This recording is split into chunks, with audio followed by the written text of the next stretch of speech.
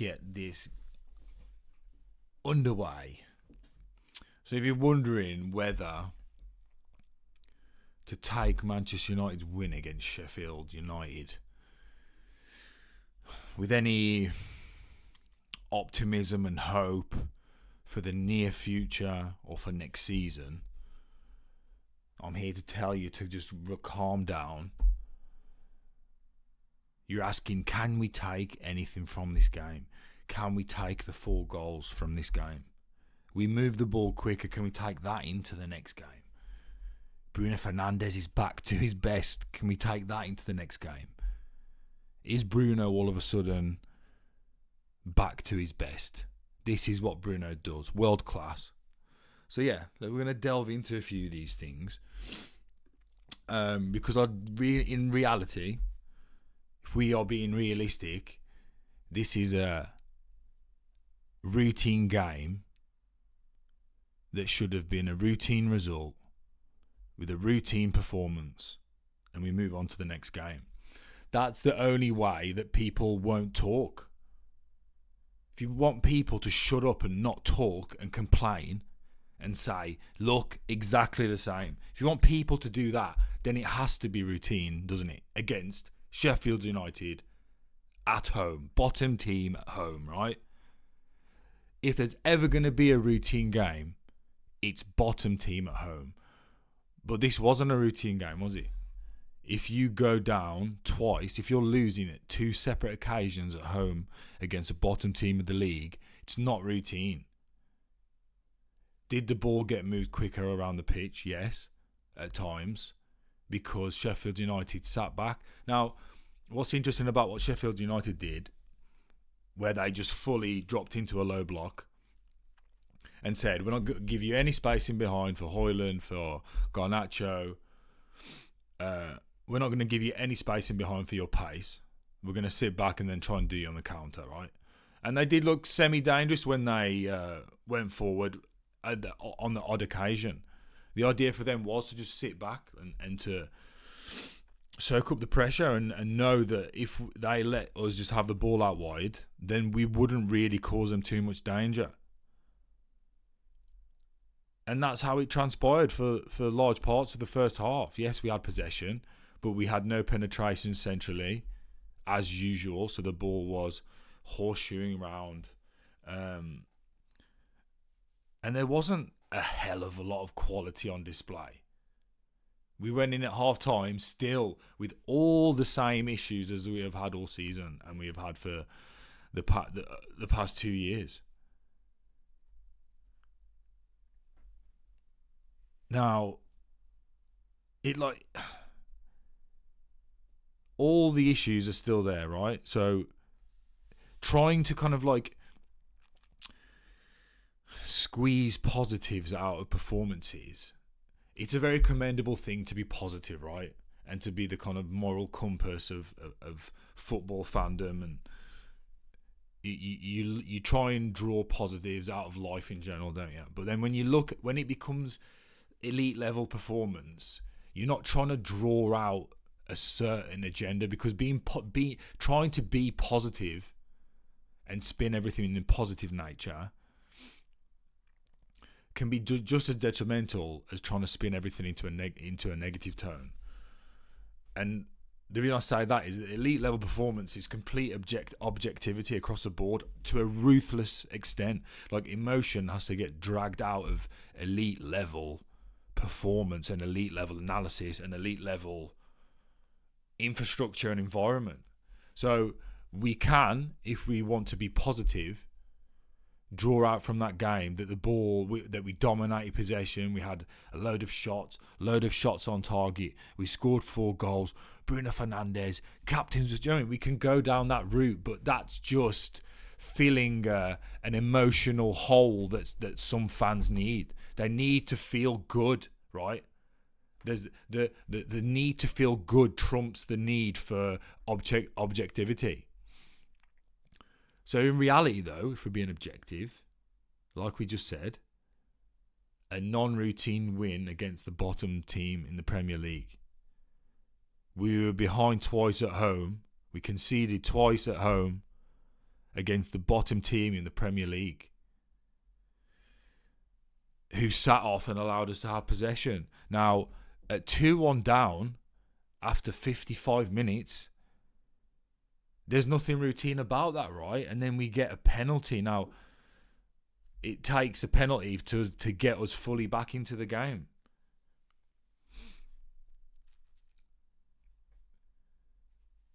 The only real saviour in these performances that have been going on, right, since the beginning of the year, let's just call it from the beginning of the year, the only saviour and the only grace in these performances is when the camera pans to the stand and we see the men that have been put in charge to try and change this. And I see serious, we don't know what they're like, but just from their previous experience and their previous employmentship, and the way just looking at human beings, analysing things, they just look like serious dudes. And I can just, the biggest thing that I see now is when we are watching what's going on the pitch, and when it goes to the stand and we see Wilcox and Sardell Brailsford, and we see Jim Radcliffe, and we know who's on the phone also after the game, I have belief now that they are feeling and seeing exactly what we see, right? So they see the huge holes even in that performance yesterday, a 4-2 win. Like that's not going to fool anyone. Whereas the Glazers, they're looking for those 4-2 wins to shut everybody up, right? It's a completely different paradigm. The Glazers were searching for these kind of unimpressive wins, and then that would be enough to see us through to whatever the next marker would be. Whereas the boys now that are in charge, like there's no room for this. There's no room for the performances like yesterday. There's no room for the performance that they've been seeing since they took charge, right? There's no fooling these guys. Like Barada and Wilcox and Ashworth are not going to be fooled by what's going on. And that's from the managerial side, but also from the player side. Bruno Fernandes scored a really good long-range effort, which we know that Bruno Fernandes is capable of. I don't think anyone has ever said that Bruno Fernandes can't score a goal from range. He hasn't done it very much this season at all, but he can do it. I don't think that's ever been something that anyone says that Bruno can't do. Scored a penalty, and Bruno was involved in attacking play. One of the craziest, the most insane things, I was thinking Bruno is basically just completely vacating the 10 space, as he always does. But it was even more in this game. And I think that this stage, the Sheffield United at home is Bruno Fernandes' stage, right? It's when he excels. He comes alive against teams like Sheffield United at home. Now, it's interesting, isn't it? Because you see a lot of world level players, and this isn't a good trade I'm about to say, but a lot of world level good players. Sometimes Sheffield United at home, it's a bit boring for them, right? So there'll be a routine win, and then it's a bit boring. The level's too low almost for them to fully engage. And this is obviously the great teams and when they're destroying leagues, right? But Bruno Fernandes, it's the opposite. So when there's playing against great teams, he hides completely, right? His personality can't outshine the quality of the game. But against Sheffield United at home, Bruno Fernandes, that's his stage. It's where he feels comfortable, where he can dictate emotionally, and he can dictate positionally. Because what Bruno Fernandes did was play higher up than Rasmus Højlund. Rasmus Højlund, who only looks for balls in behind and struggles to hold up play and doesn't really want to drop too deep to even offer, right?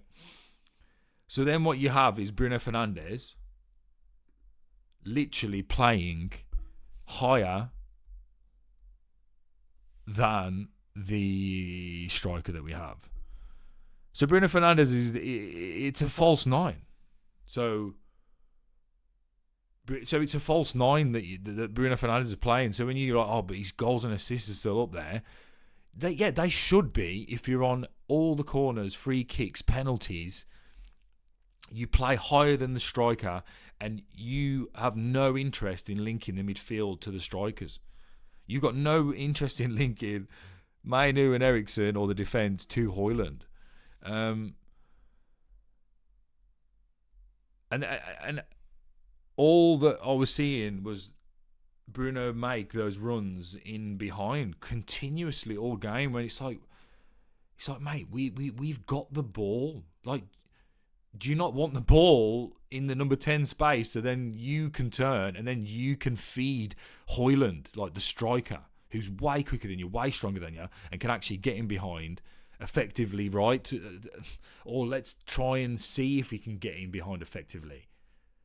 Like, he never wants to receive the ball, and then, like, when do you see Bruno receive the ball, turn, and then Garnacho's making a run in between the fullback and the centre back, and the ball gets slid in? It just never happens. So I think a lot of people obviously are real massive Bruno fans, which is fine, no problem, right?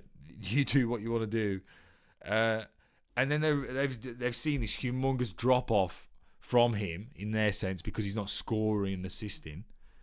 His performances are exactly the same as they've always been. But then when he does score a really good left-footed strike, like, wow, what a goal, and then he's running about a lot, and you see him involved a lot. So then I understand then the Bruno fans get excited, and then they want us to be like, see, like, quality, like, you cannot. How do you have no shame in eulogising over a player who's been pathetic all season? He's been a pathetic captain, and he has. He's been pathetic, literally. That word is not too harsh to use for Bruno Fernandes this season. And we then take this opportunity, because fans have no shame, to almost like stick it back at the people that have been chatting shit about Bruno. It's like, man, people are just literally giving their opinion on this guy because of how awful he's been, and he's our talisman. Ten Hag literally put his eggs into the basket of Rashford and Bruno, right? They're the stocks that he bought. Let's build our whole playing style around these two guys, because they've got specific playing style, and it needs to be vertical. It needs to be quick. It can't be pretty. It can't be tippy-tappy. It can't be control. It has to be like this. So even against Sheffield United, we have to have a 6-goal thriller when we're behind twice. And for us to become even in the game, we have to score a pen. Like, that's not impressive. All we saw was our talisman come alive in the games that he likes to come alive in, right? He likes to come alive against lower ranked teams at home. And that's the reality. If you need positivity from this football thing, I just think if you're a channel, like a fan channel, right, you're doing videos, and you are just desperate for some part of need, like, just analyze it for what it is. Like, if you need to have this emotional charge of positivity running through your body, regardless if it's warranted or not, you'll just go for it. So this toxic negativity is just as bad as toxic positivity, right? They're both, like, if you just want to stay in one channel and you're just crying to be kind of, we all want obviously success, and for the performances and the results of Manchester United to be positive, right? No one's looking for the negative. They're really not. But you have to just call it how you see it. You have to call the game how you see it. And like I said earlier, when the camera pans to the stands, not the stands, but when the camera pans to the stands, then that's where I feel comfortable watching these performances. Like, I just could, like, Ten Hag will not remain in his job. Like, FA Cup, no, he's just not staying. It's just not going to happen. The playing style, the way that since Bruno and Rashford have been the kind of like stalwarts, the stars and the stalwarts of this team, right? The playing style's been one way, and it's not been enjoyable to watch. I know Gary Neville hates possession-based football, and a lot of Northern Mancs hate Northerners that are Mancunians, not specifically the north of Manchester. Imagine that if the north of Manchester hated possession football, and then the southern area of Manchester was just like, we need tiki-taka. But no, like Mancunians aren't really arsed about. It seems that the match going fans, I think they don't really like. I think it's so ingrained in them the way that they remembered football under Fergie, where it'd just be, they think that football under Fergie was like this, which is hilarious. It definitely wasn't. We'd have possession. They would drop in a low block, so it wouldn't be this crazy vertical game. But at times when we had crazy quick wingers, right, or tricky wingers, blah blah blah. So I feel like United match going fans, it keeps getting older and older, right? They're not moving their season ticket ons to younger fans. They enjoy this more like hardened, brute, physical speed game. Like, that's what they want.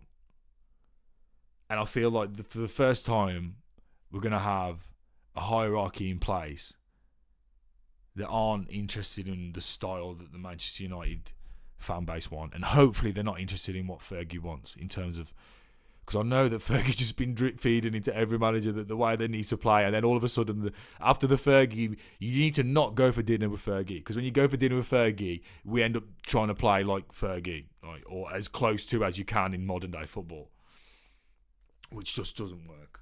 It doesn't work. Oh, it's about intensity and about speed, and no, let's try and please play good football. Can we try and play good football? Can we see how City and Liverpool and Arsenal have all done it? City under Pep, he came in, we're going to play good football. We might not win anything, but we're going to start by playing good football. Oh my God, this looks, as a City fan, oh my God, we're playing so sick. I know we're not winning yet, but look, we're trying to play. Klopp comes in, what does he do? First thing, we're going to play good football. Oh my God, we're not winning a lot. Yeah, we got to Europa League final, but we're not doing it, but we're going to... But we're playing good football. Arteta, instantly, bang, what are we doing? We're playing good football. Out from the back, we're trying it. Oh, look, it fucked up. But we're trying to play good fucking football. And then after the football, the good football's a foundation. This is our rule. It's bigger than the game. We are here to play. We're here. If you play to a certain style and you've got this idealistic approach, or like an ideology to football, that can be bigger than the results in the game for the players. And I'm not saying it's more important than the results, it's not, but when you go out onto the pitch, you need something bigger than just, we're going to grind out a win, because it's not enjoyable. And at the end of the day, it needs to be enjoyable for these players. It has to, to get 100% performance and 100% enthusiasm, because it's about enthusiasm. It's about having technically gifted players who are enthusiastic to achieve your game plan and to achieve your ideology as a manager. What are your, these are my ideals that I am not wavering from. That's what it's about. Some pragmatic Dutch dude from the forest that can't communicate with us, but even with his own people in Holland or the Netherlands. So, I don't know which one, So it's objectivity. It's about, and that's what our ownership are going to be doing. Finally, elite level analysis and performance will be something that is a standard across the board. And I feel like a lot of these fans and a lot of match-going fans are going to have to then raise their standards again, or they're going to have to tweak the way that they have looked at the game and how lenient they've been for managers and players, right? the culture of how lenient Manchester United fans want to be with players and managers, because it's like we're like better, right? We're not going to stoop to the level of other clubs, because like the level other clubs are doing, it's like they're just constantly trying to get to this elite level standard, and if that means like chucking players and chucking managers out at pretty like high rates at times, that's how it works. It's like in business, like elite level business. You think these companies, right, are like, oh, we're not really like a sacking company. Like we don't believe in that, mate. If the CEO's not doing it, the CEO's gone, mate. The board are booting him. It's how elite level business, performance, whatever works. That's how it works. So then I think that the fan base, especially again the match going fan base, because it is different to the fan base that watch it all around the world. There's a difference. It's a religion to them. It's Sunday. They go there, sing songs, and all there. They spend money and sing songs on a Sunday, and it is church. That is gonna be more of a culture shock to them, I feel, than anybody else. But it's gonna be good. And I'm positive, like this is the most positive you could have been post Ferguson with United.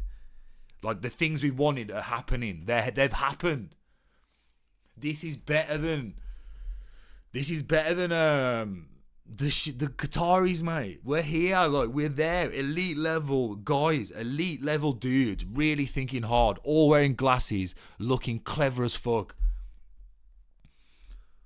all ready to make the correct decisions for the performance. Like if you're not buzzing about that, like I am ready for the execution of the not real execution. Calm down, Jesus Christ. I'm ready for the extermination of a lot of the squad and the coaching staff and the medical staff. And if the grounds guy looks at me a little bit weird, mate, he can get it as well. Do you know what I mean? That's where we're at with it.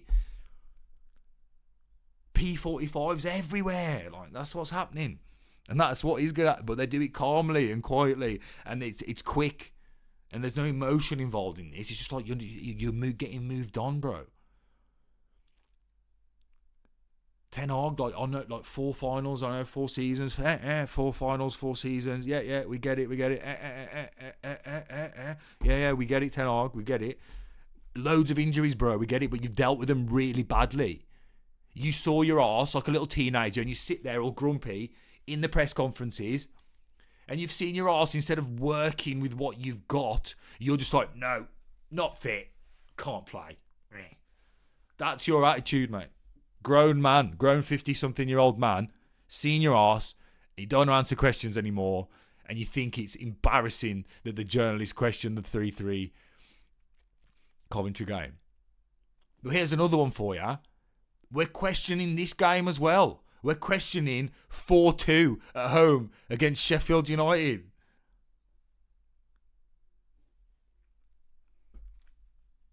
It's going to change, so it's all fine. Like, that's where we're at. I've got no problem believing in all. Like, I know Nuruddin. I watch like Nuruddin rants. I do listen to Housen just to get like the opposite balance perspective. I've got like, but anyway, Nuruddin he's been obviously probably just scorned a lot in his life. Probably, man. He's an older dude. He's seen it from a football perspective, from a life perspective. And he doesn't believe in it, and he doesn't believe in the new ownership and that. But I'm here for it. I it's too many serious people at one time. It's like Bitcoin, right? There's too many serious players that are in it. That like BlackRock are in it. There's too many massive hedge funds that are in Bitcoin for it not to be safe for you to put your money into it, right? There's too many big dudes, yeah. There's too many clever guys that are actually serious at Man United now. There's too many. And there's going to be more. There's too many for it not to change. There's too many for the allure of Manchester United not to come back in a second. Like, that's the reality of it. Like, you don't need to get your positives out of Sheffield United at home and Bruno Fernandes's performance. Like, you don't need... Get your positivity and energy, the positive feeling that you need from what's happening and what's about to happen. Get your positivity from the stands when the camera is panning to the boys. Don't get it from the pitch. There's nothing there. They're all going. Nothing on the pitch. Bruno Fernandes' performance was not that great. It was just a Bruno bully session against a scared team with no quality that went ahead twice. He scored a really nice shot, but he vacated the 10 space constantly. That game would have been dead and buried 5-6-0 easily. Not just because of him, I'm just saying, you vacate that zone, and it's just frustrating because I feel a number 10 should be there. I feel frustrated for Garnacho, Anthony, for Højlund. I feel frustrated for Kobe, Eriksen, whoever's in that midfield, because he's not interested in helping any of you lot unless it's a byproduct that just happens to happen. But El Fantastico, Captanico, Magnifico, El Magneto, whatever his names are, I don't think that he will be the centerpiece of the jigsaw puzzle. The whole style of play revolves around Bruno's cowboy, do whatever you want to do tactics, and then our whole team ends up doing that. I don't think this new generation, this new look Manchester United moving forward will be based around Bruno Fernandes being able to basically play as a striker. Bruno Fernandes' average position was higher than Højlund, and it's not for the first time this season. But anyway, what do I know?